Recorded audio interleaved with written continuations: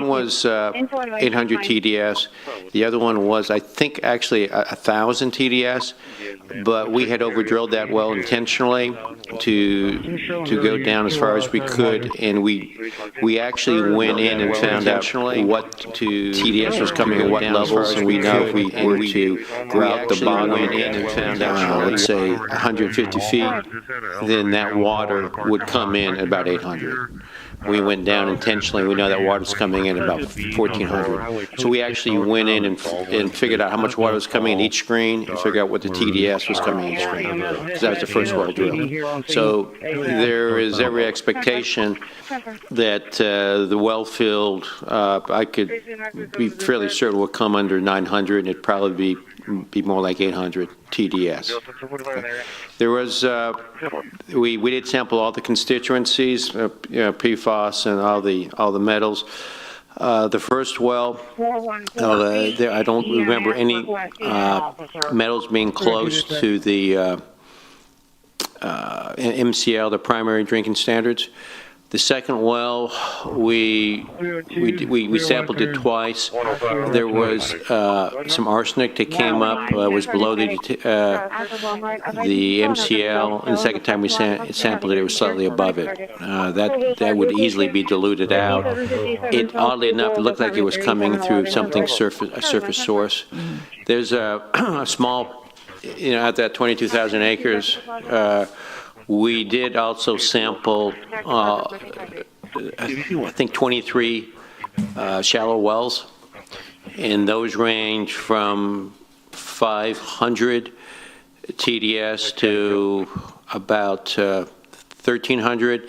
There was only, with one exception, there was only 2 or 3 of those above 1,000. There was one well that was 2,000 TDS anomaly. I think there was an old oil and gas pit there, because they are all throughout the Gulf Coast. Before '63, you could just take your production water, and as you separate it, oil comes up, tends to be about four gallons of water per 1 gallon of oil. So you do something, they were just putting it in pits. So I have a feeling some of that high brine, there might be. It's a very, very isolated area. So overall, it looks very favorable in terms of having some good quality water coming through. So the answer is yes, we do have good quality. I asked that question for Ed Cross because he always said there was. So there you go. And the other thing is they say so much water's there. Do you say yes, all this water's there that they're talking about? There's a lot of water there, and there's good quality. The question is when you pull it out, what would be the impacts would be, because, and we've talked about that earlier. Yeah. But we saw the earlier maps. That's going to be the best water you find anywhere in this area. That's great. That's good news. Thank you. Mr. Sinoni, thank you for visiting with the surrounding towns. I think it's so important to be good to our neighbors and let them know that we do care, and we don't want to do anything to harm them. So I appreciate you doing that. I know there's going to be some other comments. I'm really happy about this project. We have to get moving because we have to have water for November of next year. So I'm going to go ahead and make a motion to approve it. Second. Councilwoman Campos. Thank you. Thank you, Mayor, and you are correct. The rush is that we need water now. So, yeah, it was a lot of detailed information, and I'm glad that we've got, Councilman Hernandez digging into the into all that. But something that I wanted to also bring up is the financing. Okay, so since this is a new water source and it is should qualify for the drought exemption money that we have in the bank, which would be about how much? I think it was 32. I think Camille can answer that question. We had about 30 million. 30 million. Yeah. Plus or minus. This would be an eligible project. That's what Right. So that's what I'm getting at. That this would be okay. So how much money do we have? Approximately 23 million. 23? 23. I thought we had 30 or 32. Yes, but we're making debt payment for the when we start saying, but we have this year's expenditures, which is the debt payments for the SWIFT loans that are being issued, that were issued. So it brings down the thing. We add 6 million, but the debt payment is 12. Really? Because I thought that it wouldn't qualify. You had said that unless the project came through on the SWIFT loan, that we couldn't use that money. That's what I remember you saying. Well, that was what, No. that is the case, but go ahead, Camille. The SWIFT desal loan is Yes. still active, so we're making a payment with that money. Once you cancel the project and we're gonna have to defer that loan, we can no longer use that money to make any payments on that. But until that action is taken, it's still considered a active loan. Oh, okay. Once that action is taken, it will be then a different situation. I didn't know that. Okay, so once that money then is used up, I hope that we're going to be able to end the drought exemption, because that's not for you. That's for Nick, and I guess for our city manager. Okay. Yeah, because- Councilman, or Councilwoman, I do want to express that there is, if we do end it, there is A 5-year notice. I know that's. I also want to state, I mean, that fund is a tremendous influx of money for us to utilize on a drought-proof water source. But there's also a different way of getting an influx of additional money, and that is if we start doing the progressive rate, which is the more you use, the more you pay. So I think we need to revisit that. I am excited again about this project, and I am hopeful that, the entire council, will support this. And I'm also glad that someone at least brought up about the arsenic, that it is something that is found. Is that normal? I mean, to be found in this type of groundwater drilling?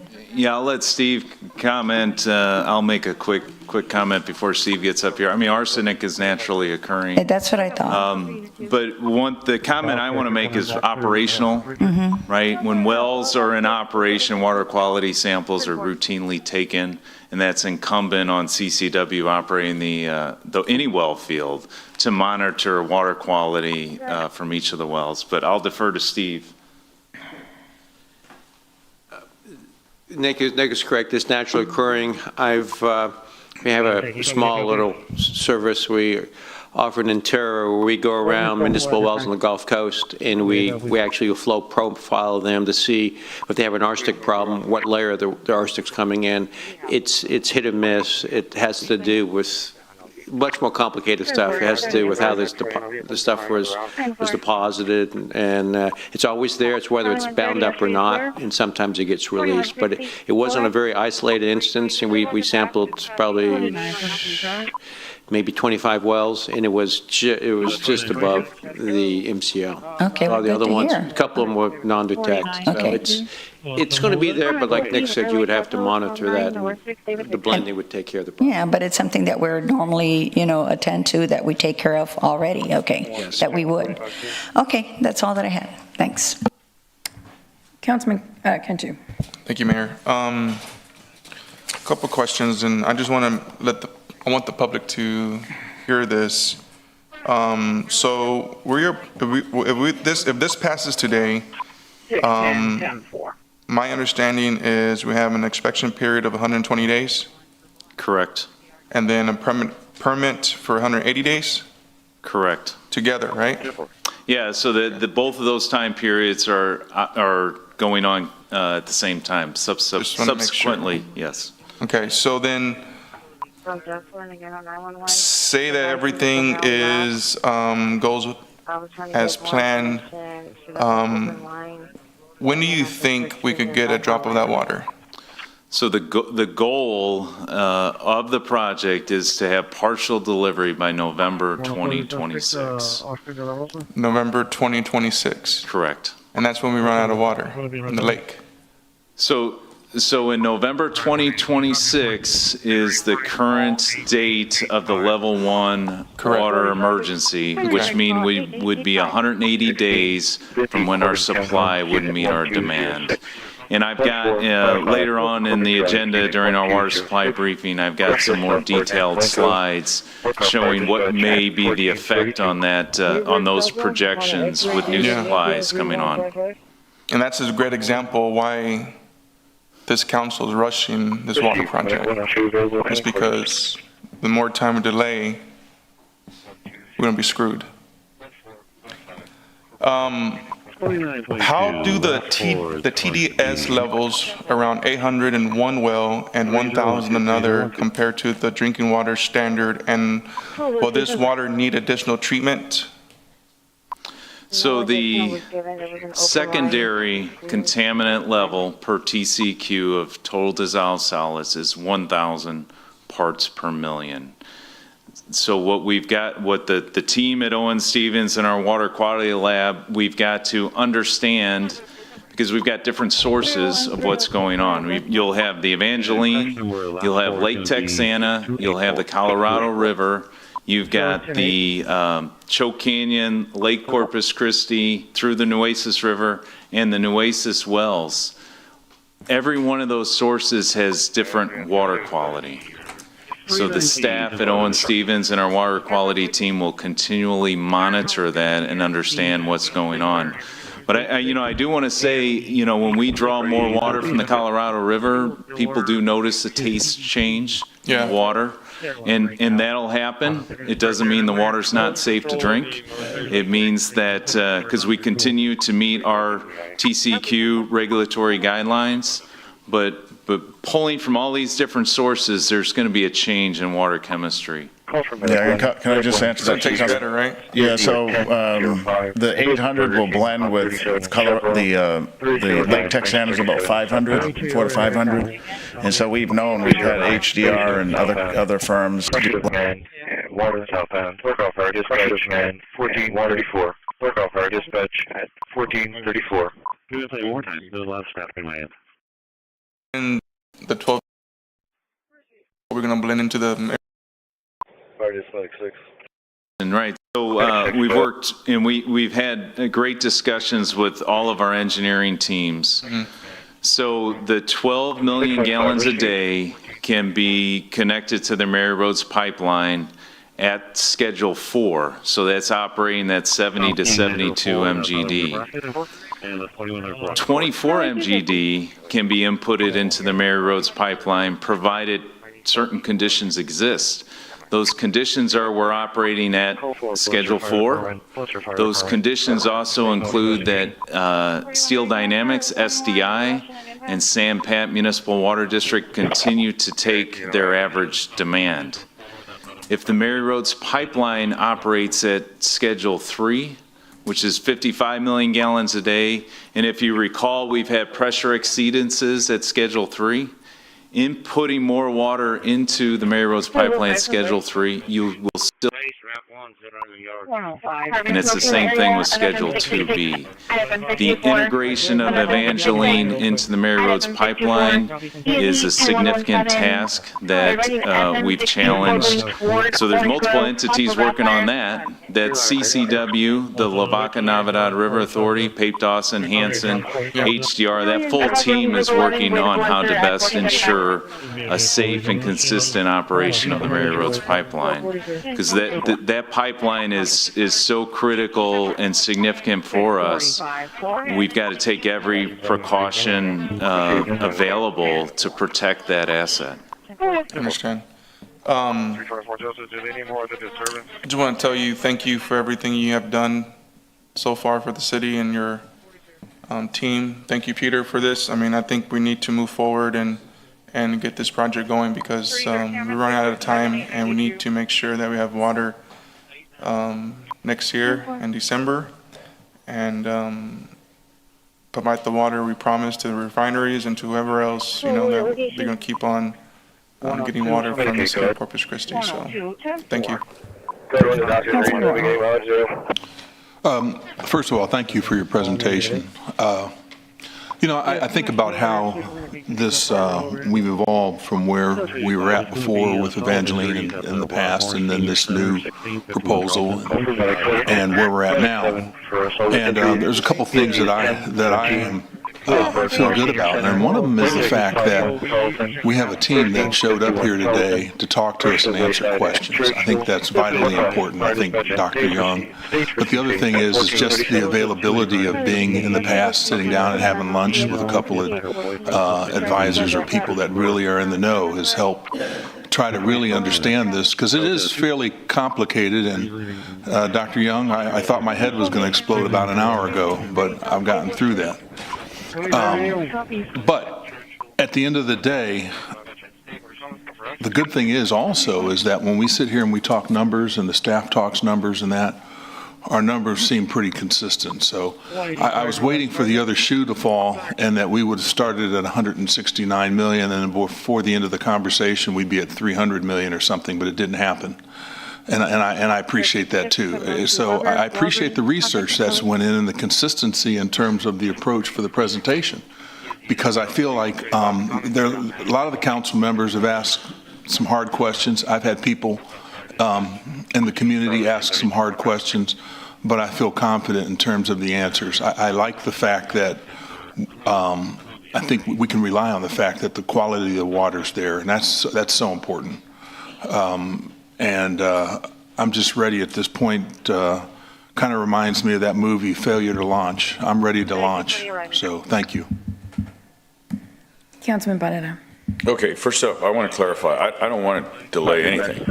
I think keep working, keep doing what you're doing, and I think you guys have been, I mean, there's several projects of which we're looking at, and it's all hands on deck. I mean, you have a great team, an amazing team that's been hustling around the corner.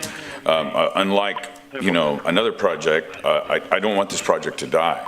I've been supportive of it from the first time I heard it, and I think the challenges are, it's always been the cost, just like the irony of the other deal.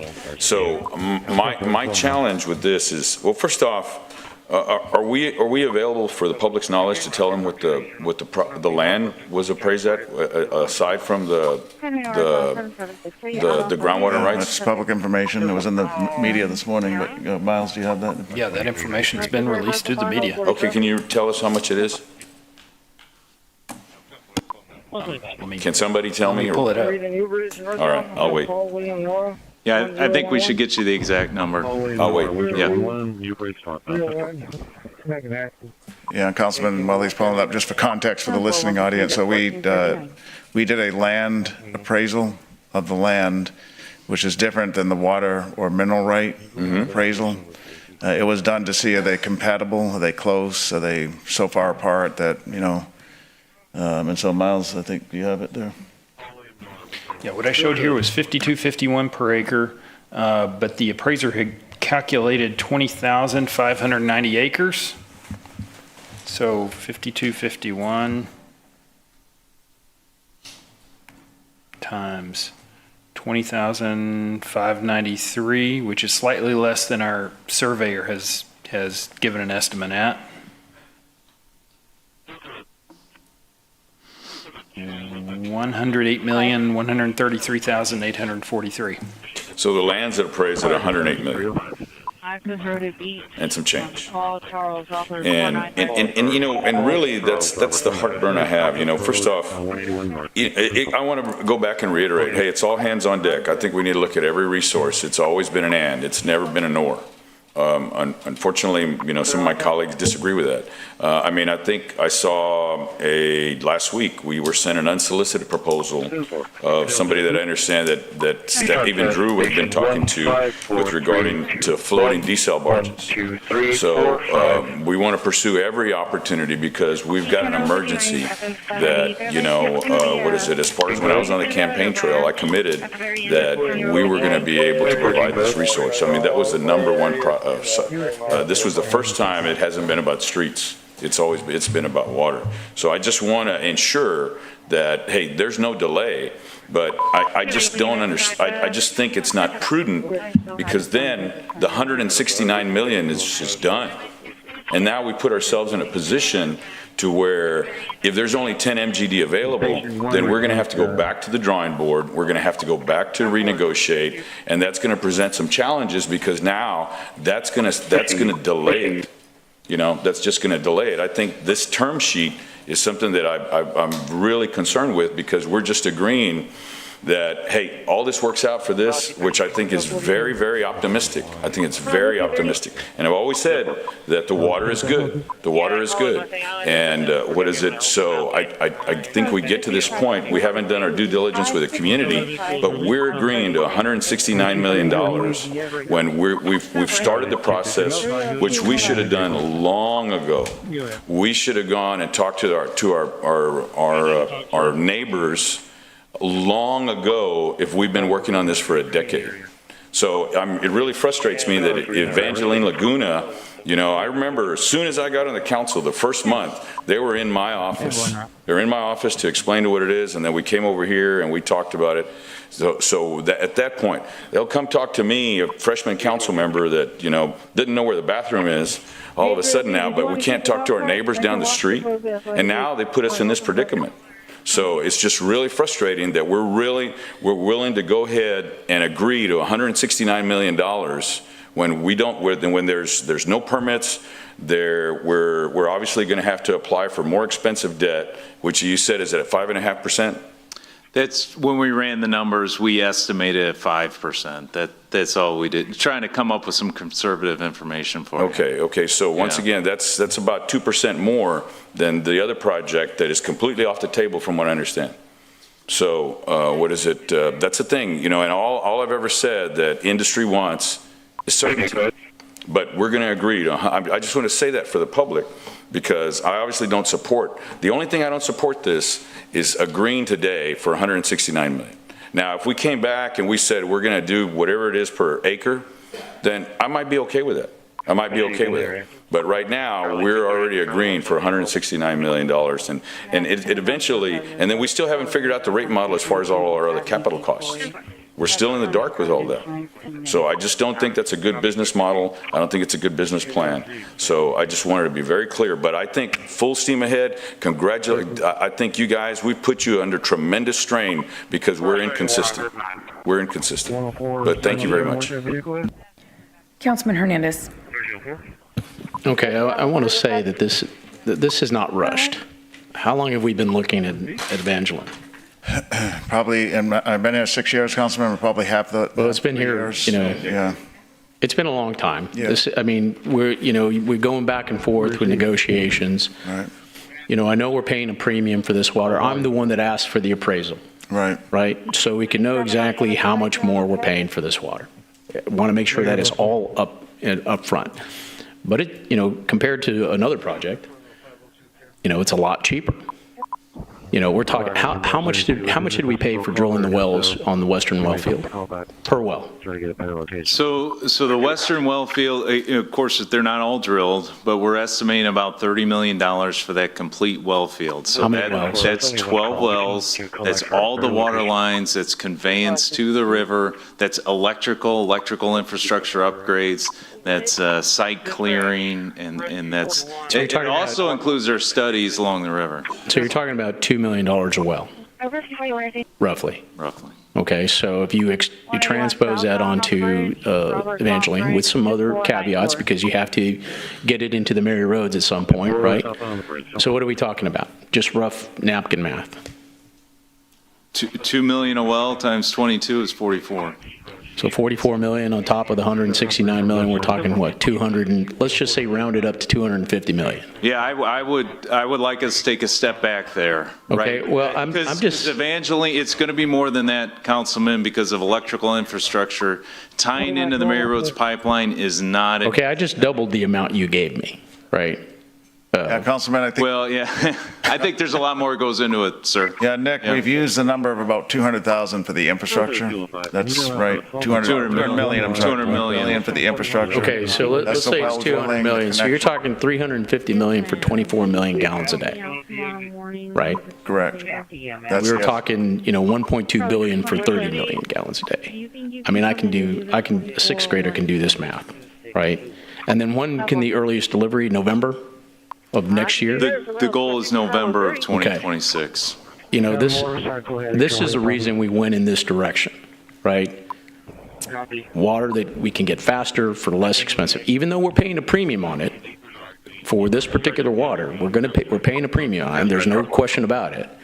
But it's less expensive than some other options. And so I want to say that, you know, we're doing our best here as a council to get the water we need in order to avoid curtailment. You know, this is going to be a big part of that. You know, I challenge you to get more than 12.5 million gallons in that 12 months. I mean, how long did it take us to drill these wells up here by the river? So the eastern well field, we completed 8 wells within a 7-month time frame. But keep in mind, the city owned the property, and the conveyance to the river is much shorter. In some well locations, it's 50 feet of overland flow. Again, doing anything with the Mary Roads pipeline is extremely difficult, and that's probably the most difficult part of the entire project. Okay, but we've already started that process and hired several engineering companies to be able to make this work. Correct. Okay. I don't know how many years we've done the hydrological studies, and you know, this has been there for a long, long time. Sinton has used it for a long time. St. Paul has used it for a long time. You know, and I want to say I am a little disappointed we didn't communicate with Sinton and San Patricio sooner. I think we've done a good job of communicating that, making sure that we're not going to impact them negatively and take care of them if we do. You know, we're in compliance with the groundwater conservation district in San Patricio. All those things are in place. So, you know, I am in full support of us moving forward with this. Now, the caveat that, you know, we should pay for what actual water we can get based on the production. But we have the 180 days to make sure we figure that out. So I'm good with it. Thank you. Councilwoman Vaughn. Who pays the closing costs? The closing costs, Janet, we are. Yeah, we're paying, the city is. Yeah, they pay for the title policy, so the closing costs are divided between the parties. Okay, and who's going to be doing the title policy? I want to make sure no one up here is making money. No,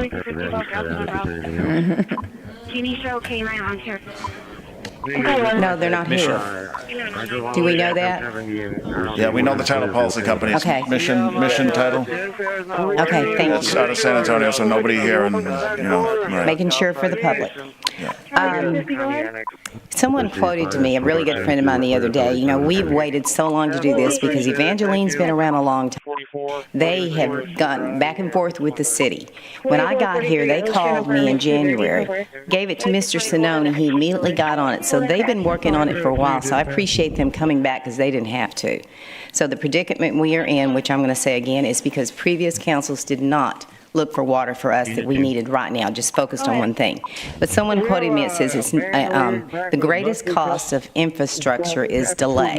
Nothing ever comes down, it always goes up. So we have delayed. Had we done it years ago, it would have been cheaper. Now we're going to have to pay the piper. Thank you. Councilwoman Paxson. Thank you, Mayor. I would start by echoing what sentiments have been shared. Thank you for this information and the presentation, and my hats are completely off to the team. This year, what I've watched is CCW and our city leadership truly focus and mobilize on getting water for an immediate future and securing a long-term supply.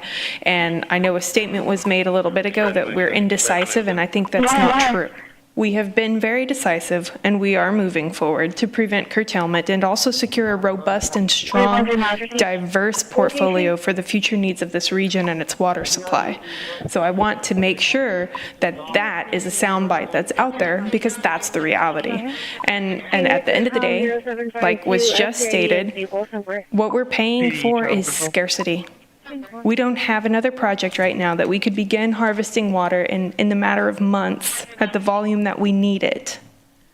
And so I don't know how you would really put a price on that other than we need it. And we have promised the people that we're not going to go into curtailment at all costs that we can doably accomplish. And so thank you for those efforts. We realize that and we support those efforts. So, and also thank you for being such a good spokespeople for us to our neighbors and our other partners in the region. That's important, and I appreciate that. All right, thank you. I have some concerns. I'm trying to be very, very optimistic about this because yes, we need water. So first question is, we're guaranteed 24 MGD for $170 million. Yes or no?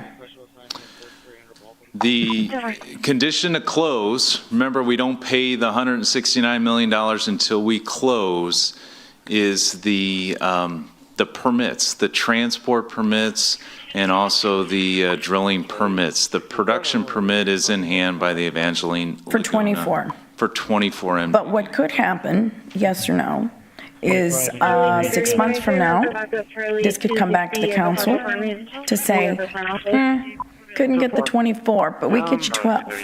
Are you guys willing to work with that? Is that right? Could that be a scenario that comes back to this council? That or any other combination thereof, sure. Okay, so yes. So yes. Yeah, Right. that or something different. Okay, yes. and then does the price tag change with that? I know some of these questions may have been asked earlier. Does price tag? That has to be negotiated with the seller. Okay, right. So again, we would be able to negotiate the 170, 169, down to whatever, based on what's actually attained. Should that be the case? Yeah, on the production amount, correct. Correct. Yeah. Okay. And I ask these questions because we're relying on these numbers on, a little piece of paper that say, all right, we have a 60 MGD deficit, minus 24 Evangeline, minus 15, reuse, 10 MGD reuse, or effluent, minus, and we go down the line. And then we end up like with a deficit of 1 MGD, roughly. But my concern here, and I support water projects, my concern here is we keep saying water now, we need water now. But you're saying we may not get 24 MGD. And what's been written on the little paper that we keep going over is 24. Not 12, not 10, not 15. So if this is a water now project, meaning we're absolutely, Councilman Cantu just asked the perfect question. When's the water coming? November of 26. God willing. So, and Nick, you don't have to respond to anything. I'm making statements because I'm going to support this, but I don't believe, I think the chances of us getting that water November of 26, there's no room for error. And all it's going to take is one person to file a contested case, and we're done. So I'm going to state this again. Peter and I had a conversation yesterday. If we don't go out and look for more water, in case y'all are telling us that, yes, we can be at this podium in 6 months and saying we didn't get the 24, but we got the 12, or we got 15, or we got 10. I mean, we don't know. Is this a correct statement? It is, but it leaves out some information. Miles just said yes, leaves out some information, which is, and we know about this, and we've talked to the council. So we have our biggest water user or customer, Sampat Water District, that's within San Patricio County, who today we sell 40 million gallons of water, all from Nueces County. And so part of the conversation is a diversion of the Evangeline water to Sampat Water District, keeping it within the county limits and the water district limits. And Brian Williams, who's the general manager, knows about this and is willing to work with us. So there's options. It's not so, Well, and I understand that, Peter, I do, and I'm not trying to be negative. I'm supporting this. Yeah. But I want to be real about what the worst-case scenario can be, because we have to plan for that. We absolutely have to plan for that. That's what we've been doing, Mayor. Yeah, and we've talked to the council in exec session, it has been at least, on the alternative options of how we can get the water to a customer, whether it's here through this county or within Sampat County. Right, but I mean, none of that is in stone yet, and I would imagine he would Correct, work with yeah. us. Well, it's a I would working imagine he project. would work with us. I understand what you're saying. Right. These things are just very concerning to me. I don't think there's any, solid, 100%, project that doesn't have risk. Our own pipeline has risk. Every project has considerations, risks, obstacles, challenges, absolutely. And that's why we've assembled the staff to work through those and mitigate them. Every good engineering project, you've got to do your best to mitigate all the risks. Yeah, staff and engineering firms. So we have three engineering firms working on this project right now that have worked for the city for a long time. Decades. Right, yeah. Right. And I guess, who said it? I think, Peter, you may have said, who said 17 years? That the city has worked with Evangeline, maybe on and off, or clearly, for many years? I heard 17 on a radio show this morning, but I'm not sure where that came from. I know John Michael from Hanson, who helped develop many of the waterworks that we have in that area, has said it's been decades. Maybe 20 not. years, Whatever. 20 plus Okay, years. I'm saying 9. All right, well, so my point is, this isn't something, it is something that city staff, city managers, other mayors, councils have worked on. Right. This isn't something that councils didn't work on. And we can't assume that it is because of the city that things didn't move forward. I don't think that's fair to say, and I don't think that, I don't even know, I don't even know. But it's neither here or there, but somehow negotiations never moved forward. So I just wanted to point that out. Councilman Gentoo. So we're paying 169 and the appraised value is at 108, correct? That's correct. The appraised land value is 108. Yeah. I mean, if I was selling a home, I don't care what the appraised value is, I'm gonna get what I want, I don't think anybody goes by appraised value when they sell something. And the reality is, water is gold. I mean, that's the new gold, and water's gonna be expensive because we waited so long for other water sources. I just feel that, in my opinion, we should have got this deal done a long time ago. And here we are, we're about to run out of water in a year and a half or whatever the case is, and we're trying to scramble to get water. I'd rather spend this amount of money than spending 1.2 billion plus for 30 million gallons, and which I want desal, and we need it, but a different location and a cheaper price. And I think we could get that done.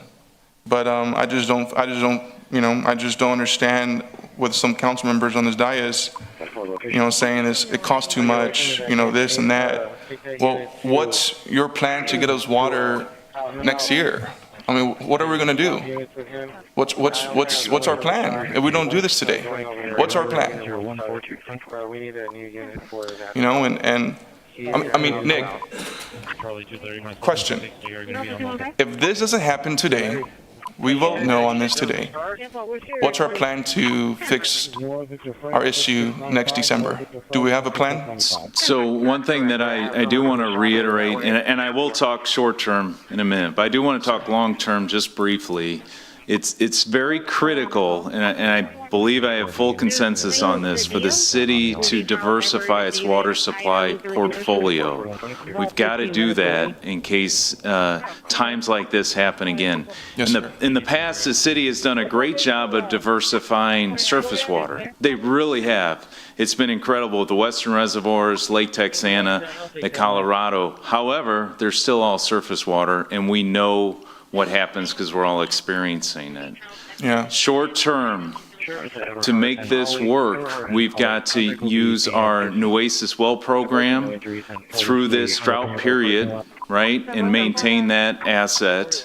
And then we need another source, which is Evangeline. And this is the next project that's in line. But if we don't get this project done, we vote no today on this project, we'll be in trouble next December. So one thing to remember, so the projected level 1 water emergency is November 2026.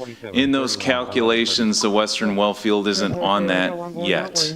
When that well field is fully operational, when it comes online in May, that will push the level 1 water emergency out to May 2027. Got it. However, it still happens. Yeah. It still happens. And then the other thing I do want to point out is just how critical the MRP is. If something would happen, a substantial issue there, that would catapult us into level 2 water emergency immediately, if it was a break or anything that couldn't be repaired quickly. I agree.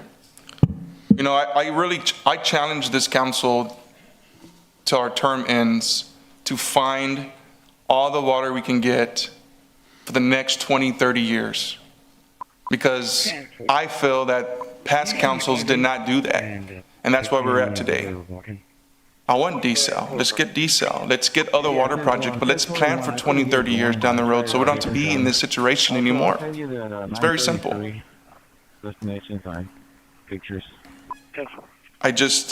need water. And we need water yesterday. You know, it's pretty scary. It really is. But once again, Nick, thank you for everything you do. I really appreciate it. Thank you so much. Councilwoman Paxson. Thank you, Mayor. Is it possible, Peter, can we get the alternative water supply presentation from October 14th? Can we get slide 16 to be shown real quick? From October 16? From October 14? 14. Let's see if we... They're working on it, Peter. Okay, you getting it? I can see it on the dashboard here. Okay. They are working on it. Awesome, thank you.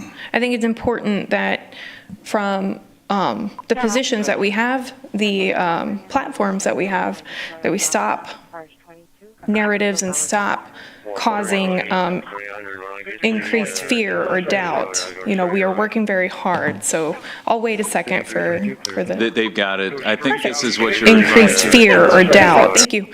So it was said a moment ago that what happens if this project fails, and are we prepared should we only be able to harvest 12 million gallons a day from Evangeline, or perhaps 10?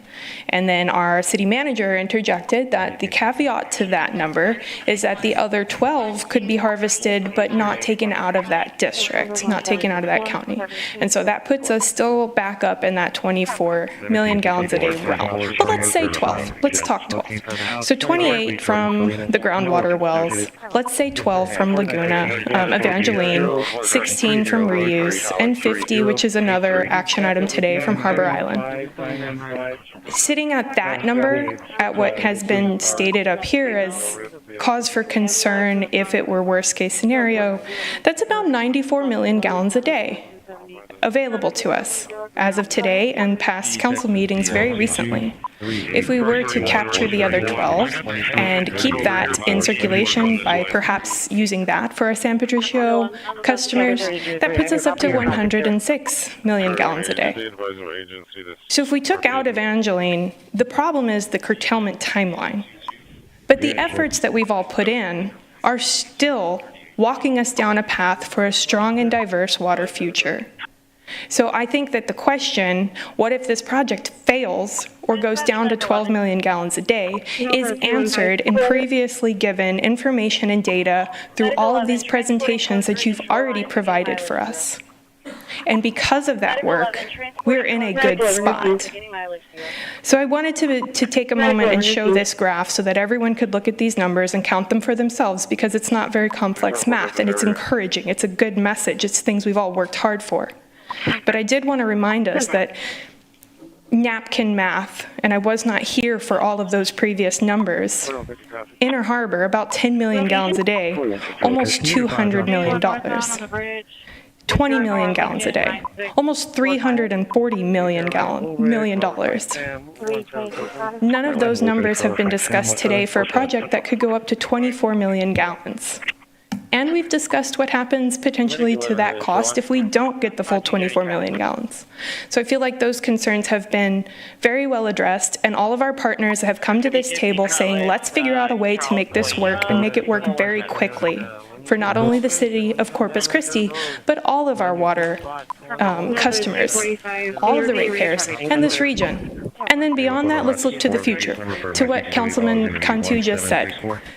Invest in projects that position us for a strong 20, 30-year future. So thank you for bringing up this slide deck again. I just wanted to take a note and paint a good picture of the work that we're actually doing and leave that for the meeting for this item, a good strong picture for the future. Thank you, Nick. You're welcome. Councilwoman Campos. Thank you, Mayor. I just wanted to at least plug in one more last thing, which I think is again, a very, very low-hanging fruit, which we have said, which is conservation, right? We need to have that conversation with heavy industry, us, we the people, with the residents, to see what is it that they can do, and to show us, because I understand that they're not going to invest in their technology or in their equipment if our water is so cheap. So again, conservation is another very low-hanging fruit that we can address, and we can extend that those possible deadlines. I mean, but that's the worst-case scenario. Again, we also need to look at how much water we actually do need for our region. Anyway, just wanted to make sure we got that message out. Conservation. Thank you. I might add that slide there. I don't think all of those projects were voted on by this council, by a council, so they're not in stone by any means. I'm sorry. Ms. Caballero? If you'd please stop breaking decorum, we would appreciate it. If we had everyone in this room making the same sounds and snippets, it wouldn't be good. I'm asking you kindly to please stop. Ma'am, please stop. So we're going to move forward. We have a motion, and we have a second. Yeah, we have a motion and a second. So please submit your vote. Mayor, public comment. Oh, sorry, yes, public comment. So just, we can line up here. Show is clear from doctors out of service and route to the station. 1003. Okay, Michael Miller, District 2. And Mayor, you're correct. All water projects have risks. And I acknowledge that, and I know that this project has risks as well. I personally support this project. But I'd be lying if I didn't have previous concerns before today after hearing the details. First of all, I feel a lot better about it. Number one, Dr. Young's presentation I learned so much about groundwater today. It's insane. And the one thing that I liked about all of his responses were whenever anybody gave him a direct question, he gave a very direct answer. And he delivered it very confidently. There wasn't a lot of dancing around. There wasn't a lot of looking up at the ceiling and trying to grasp for words, which I felt like I saw a lot of whenever we would have Inner Harbor desal project conversations. Second thing, I read the appraisal and I had some initial concerns, but then I asked myself, Why are we doing a land appraisal versus a water appraisal? And it's kind of like asking for an estimate for a gallon of milk and, getting a price of a cow and beef, right? So what I would challenge staff to do during our option period is to do kind of a commercial analysis, right? So like in business, whenever we look at acquisitions and stuff like that, we look at EBITDA. So I was doing some Googling here a little while ago, and I was looking at what is the EBITDA for like a public utility, and it's like 6 to 14x. So you need to look at how many gallons of water per day are we getting, times 365, figure out what the commercial value is of that water, and then back into this number and figure out if this is a good deal or not. And I think the math that you'll find is that it's probably a pretty good deal. So those are my thoughts. Share those with you, and I feel confident with this project. I support it, and good luck. Thank you. Thank you. Give me another code down. Initial brushing down here.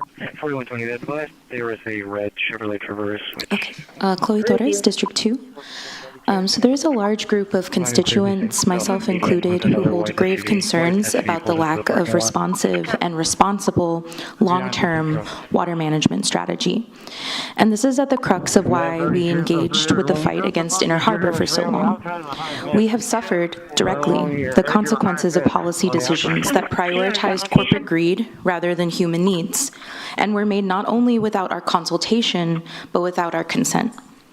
What we're asking is that you change course and to commit to co-governing with the public, especially those of us who the city has long ignored or forced to bear the most negative impacts of industrial development.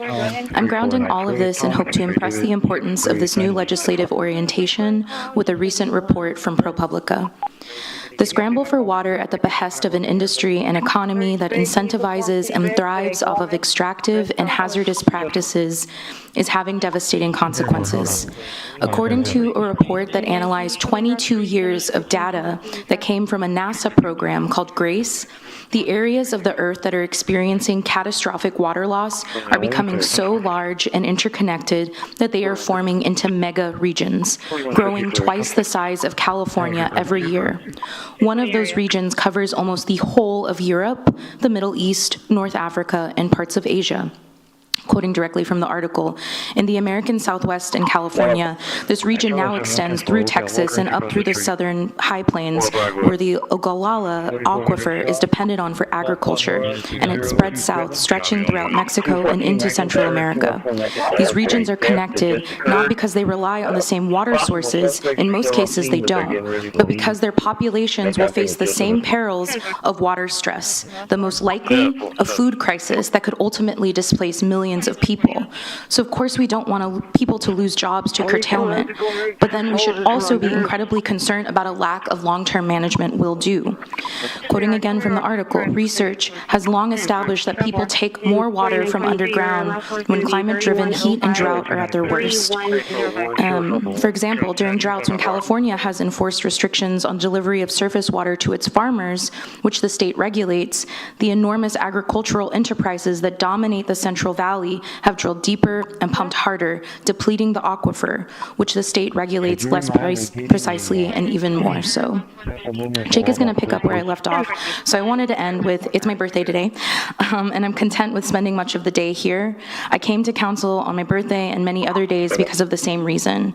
I want for nothing more in the world to enjoy the home that I share with those I love and those who have loved me by co-creating a community that prioritizes the care of those who need it most, including our environment, more specifically our waterways that are being ravaged. Thank you. Thank you. 13979. Hello, Jake Hernandez, City Council District 2. I'm going to be picking up with where Chloe left off. As a reminder, we were talking about the negative impacts of excessive groundwater withdrawals. So for the most part, such withdrawals have remained invisible. Even with the GRACE data, scientists cannot measure the exact levels or know when an aquifer will be exhausted. But there is one foolproof sign that groundwater is disappearing, the earth above it will collapse as the ground compresses like a drying sponge. The visible signs of such subsidence around the world appear to match what the GRACE data says. Mexico City is sinking as groundwater aquifers are drained, as are large parts of China, Indonesia, Spain, and Iran, to name a few. A recent study by researchers at Virginia Tech in the journal Nature Cities found that 28 cities across the United States are sinking, New York, Denver, and Houston among them, threatening havoc for everything from building safety to transit. And in the Central Valley, the ground surface is nearly 30 vertical feet lower than it was in the first part of the 20th century. And people aren't just misusing groundwater, and they're flooding their own coasts and cities in the process, the article warns. And that means that they are also imperiling some of the world's most important food-producing lowlands in the Nile and the Mekong deltas and cities from Shanghai to New York. Once in the oceans, of course, groundwater will never be again suitable for drinking and human use without the expensive energy-sucking treatment or throughout the natural cycle of evaporation and participating as rain. But even then, it may no longer fall where it is needed most. Groundwater is an intergenerational resource that is being poorly mismanaged, if managed at all, the study states. A tremendous and exceptionally undervalued cost to future generations. That such rapid and substantial overuse of the groundwater is also causing coastal flooding underscores the compounding threat of rising temperatures and aridity. And it means that the water scarcity and some of the most disruptive effects of climate change are now inextricably intertwined. And here, the study's authors implore the leaders to find a policy solution, improve water management and reduce groundwater use now, and the world has a tool to slow the rate of sea level rise or fail to adjust the governance and use of groundwater around the world, and humanity risks surrendering parts of its coastal cities while pouring out finite reserves it will solely need as the other effects of climate change begin to take place, and they will. And this is the final quote that I'll use from the article. What is needed most is governance of water that recognizes it is a resource that determines both sovereignty and progress. Salzberg, one of the authors, added, "Yet there is no international framework for water management, and only a handful of countries have a national water policy of their own." So I think that just goes to state how important this is to be regulated and to be managed properly. So thank you very much. Thank you. Looks like that RP just called in. He's not at the location, that he's in Austin. Hello, Council. My name is Chris Squire, Nueces County. I'll take just a minute of your time. Whenever I hear the word perpetual, it gives me comfort and security. But I just want to, for the fairness of clarity, just want to remind you that that's true in everything but groundwater. You have the perpetual right to that water in this purchase. You don't have the perpetual right to the permit or for the permit for that amount forever and ever. So before you make that decision, keep in mind that 30-year debt with maybe a 2-year, every 2-year, every 3-year re-permitting process for the amount of water you get. Thank you. Thank you, sir. Susie Saldana, Corpus Christi, Texas. I really want to thank you all for really working as hard as you have on this solution as a short-term solution. But most of all, I want to thank staff for having gone through all that trouble to get you a solution for short-term. I agree with Councilman Cantu that says we have to look at the long-term also, and I'm expecting you to do that. But you're taking a big step forward today in being able to solve some of the problems we have. So stick to what you're doing, you're working, and that's what counts. And from we, the people, the ones that I hear, the everyday people that talk to us, thank you. Thank you for working so hard. Thank you for going through all the turmoil that you have been going through. And most of all, staff, thank you for all the work that you have done. Thank you. Can you repeat? That was always cleared from both vehicles. Probably don't need that. I'm really loud. So, Sharon Sedgwick, 5501 Sarah's in Corpus Christi, Texas. I unfortunately live in District 3. There was a lowbrow comment made earlier today from one council member directed to another, and and this was not in my notes, but that is exactly what the city of Corpus Christi is sick to death of, is the backbiting and lowbrow comments about each other, about this wonderful staff that we have that is literally working themselves to death. And my voice is shaking because I'm really pretty angry that this is what is so important, is the backbiting. A couple of things. On Evangeline, one of my questions is that all the landowners have not signed on.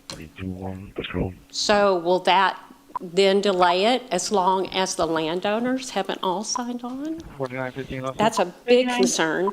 I've listened to the appraisal value, but $61 million over appraisal value? We don't even do that in oil and gas. We don't go that high on oil and gas. The Eagle Ford Shale would definitely teach you that. The other big concern I have, and I understand that you all say you're for desal, but yet again, we're not even remotely close, and that the groundwater is temporary, it's short-term. I keep hearing that, but we're putting so much into groundwater, so I'll defer to the banker on the board. What is short-term? 24, 36, 60, 72? The longer you kick desal out, this quits becoming short-term. And I thoroughly enjoyed your presentation, but groundwater without recharge is not sustainable. And if you keep kicking a long-term resource like desal down the road, this is no longer a short-term solution. I'm going to leave this with you. It's from the Rhyme of the Ancient Mariner by Samuel Coleridge. Water, water everywhere, nor any drop to drink. Thank you. You got one behind you, Trevino.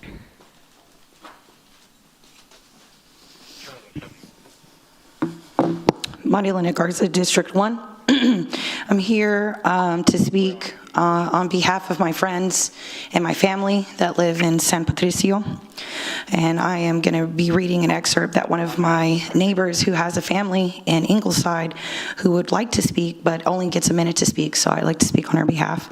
Today I'm asking you to protect people before projects. Corpus Christi supplies water to families and small businesses across Nueces and San Patricio counties. When you tighten the spigot on residents while leaving heavy industry growth on autopilot, you are robbing Peter to pay Paul, shifting risk and sacrifice from big users onto everyday households in towns like Mathis that are staring down real shortages. Meanwhile, our neighbors in San Patricio County, who also depend on this regional system, are approaching critical thresholds with emergency well drilling now on the table. Pretending this is a Corpus-only problem ignores shared pipelines, shared reservoirs, shared family, and shared pain.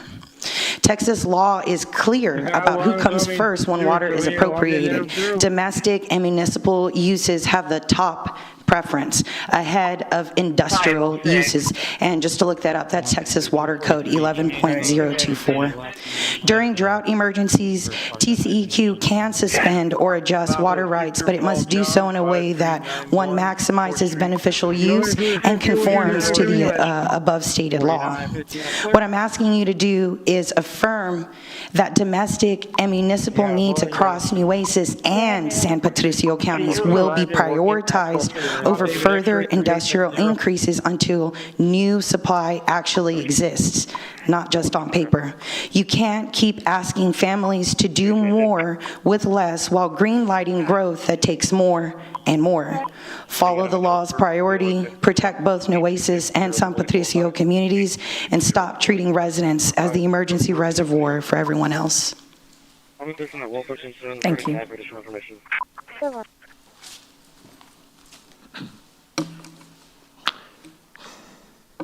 4915, reference Tom David Henry Williams, District 1. Will be near 29 all around. Returns to the mayor. Christina Thomas of Corpus Christi for a 2021 City period of manager, black and color.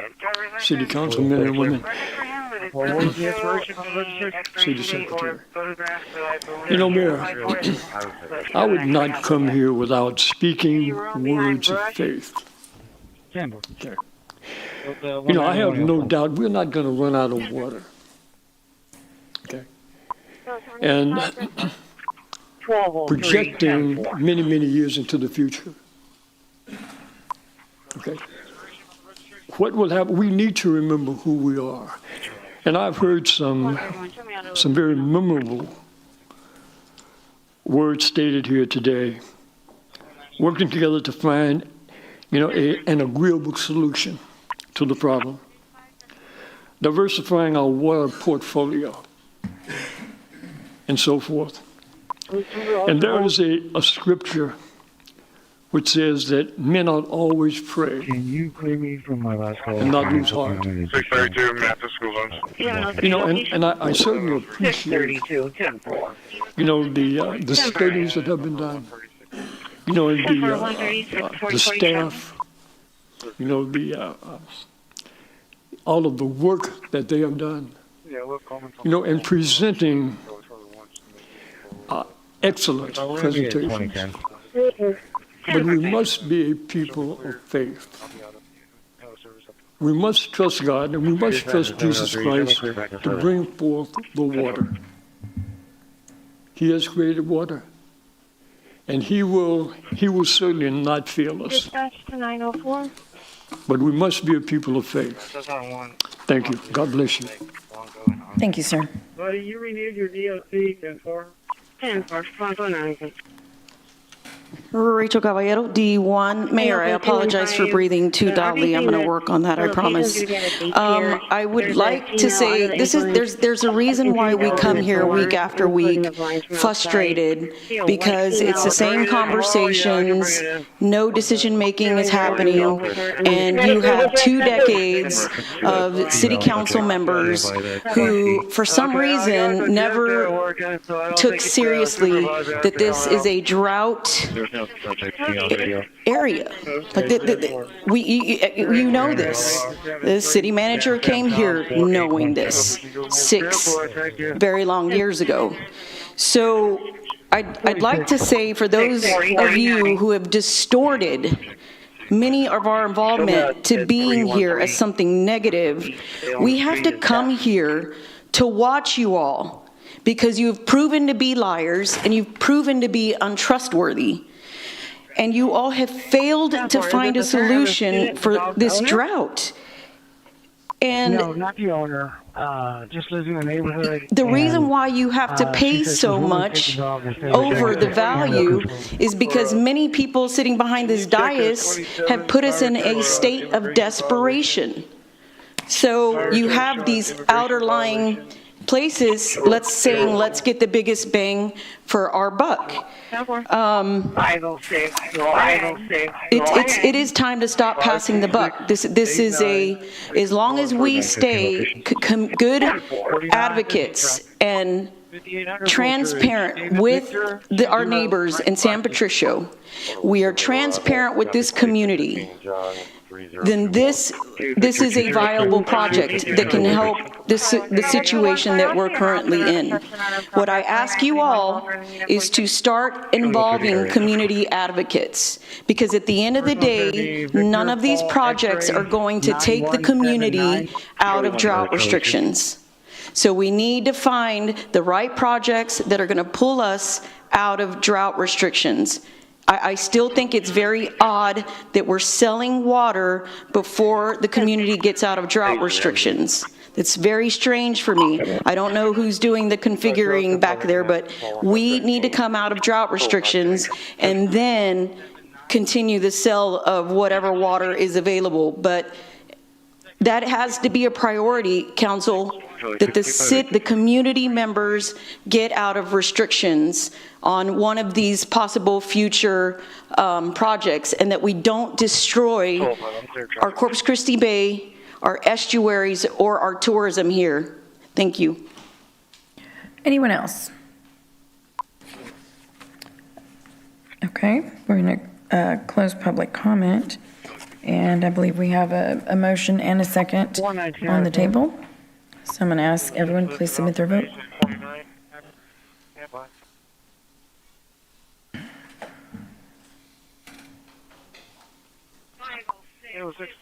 Okay, the motion carries. So we are going to, let's see here, let me read this. We're going to break for lunch and return. So the council's going to go into, I need one more unit for traffic is it them? control, and I'm gonna need a record to pull the truck and the Is there going to be a, I move for approval on item 20. okay. All right, so we're gonna finish off this last item that has to do with Evangeline. So the item is number 21, consideration and approval of a resolution relating to establishing the city's intention to reimburse itself for the prior lawful expenditure of funds relating to any capital expenditures from the proceeds of one or more series of tax exempt or taxable obligations to be issued by the city in an aggregate amount not to exceed $169,500,000 for authorized purposes, including the Evangeline Groundwater Rights Project. So we have a motion, and did we have a second? Okay. Did we have any public comment? I'd open public comment for item number 21. 4915 lots 4. Okay, there being no public comment, I'm going to close public comment. Please submit your vote. Charlie 130, you can answer the other. Charlie 156. Okay, the motion carries. So now we're going to break, and the council's going to go into executive session on items 28 and 29 per Texas Government Code Sections 551.071, 551.072, and 551.074. We will return. 645. 7660 for the 95 2 female, 1 male, Miranda's past PD's our jail. 906 beginning. 10-4.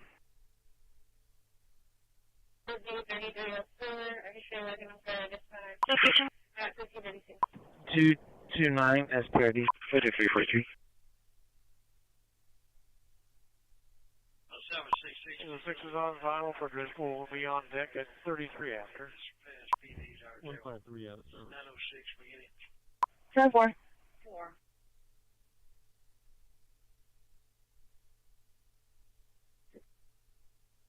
132, show me out of service. 10-4. Delta 285, subject Miranda. 2402 to base. Can I get an individual, please? 10-4, 1533. Okay, perfect, thank you. Or 1022, 2402 to road supervisor.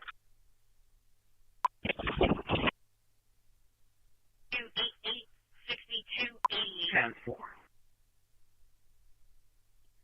Delta 285, subject Miranda. 10-4, 1533. 506, checking status. Third lighting subject rolling. Third lighting subject rolling. Will be by the first main tax. 10-4, no solution copy. Blue shirt, blue jeans. Both at CCW on the location. No evidence is consuming alcohol. Coming from North Beach.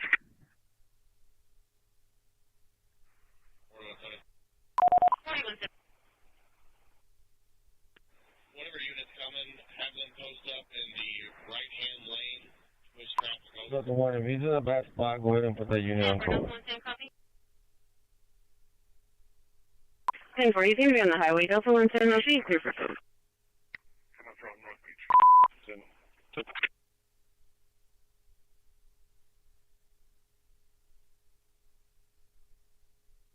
10-4, Delta 110, no, she's ridiculous. Yeah, for the LR, could you repeat your plate, please? Delta 1, if he's in a bad spot, go ahead and put that unit on hold.